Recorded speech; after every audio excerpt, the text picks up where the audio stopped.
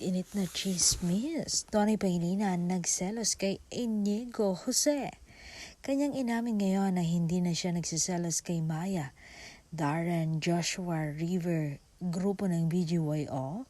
Pero nung nabalitaan niya raw si Inigo Jose at napanood niya ang mga eksena sa PBB at mga ilang interview niya, nagselos daw siya. Napatanong nga daw siya ng who's that guy?